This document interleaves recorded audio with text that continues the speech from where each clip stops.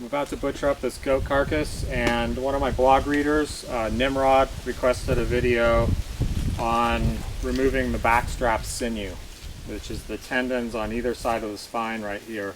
So this is just a real quick video on how I do that.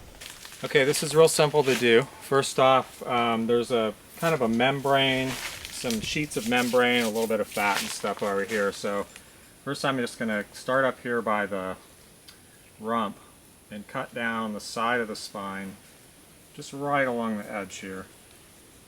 Do that on both sides, leaving a little strip in the middle.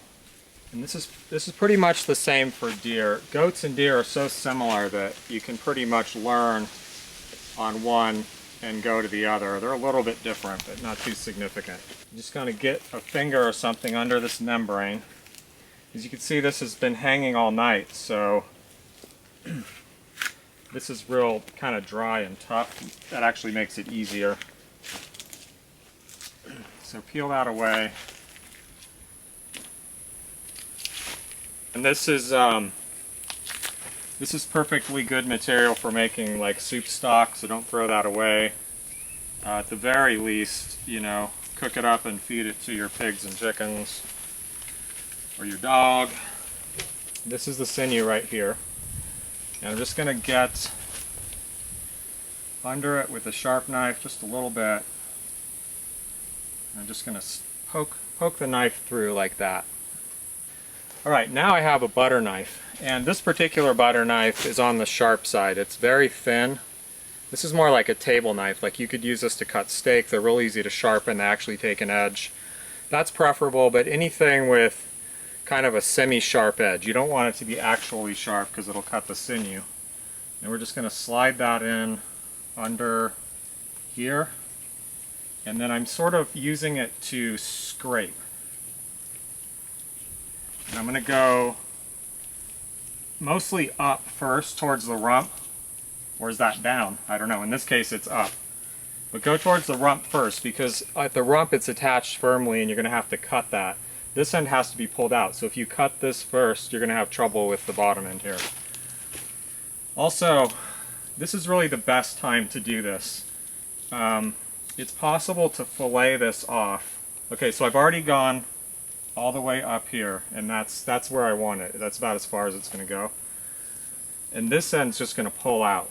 So I'm just going to keep scraping, and then you can just kind of pull on it at the end and it pulls out. This end won't do that.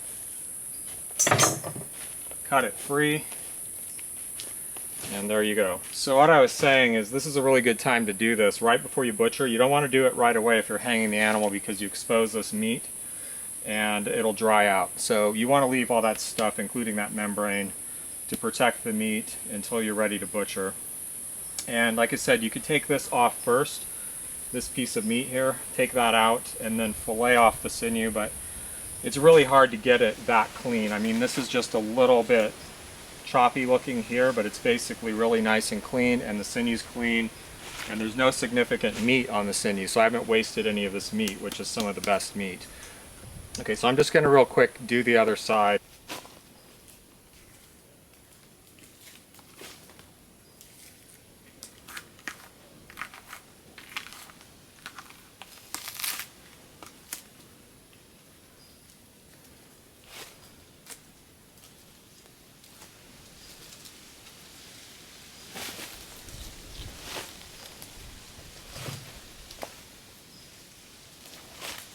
Knife underneath, just right underneath that band.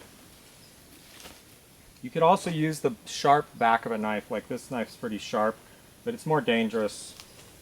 And really a very thin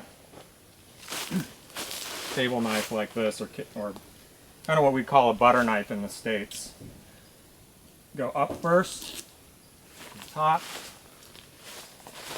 then come down in kind of a scraping motion, so you're not leaving any significant amount of meat on the sinew.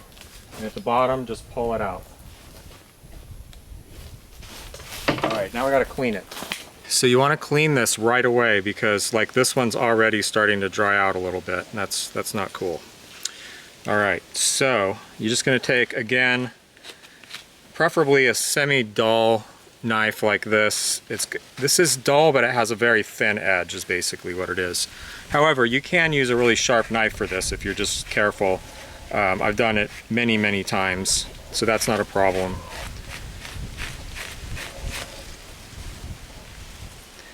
As long as you're real careful with it, but I think a dull tool is really safer, better, easier, so you don't really have to be careful.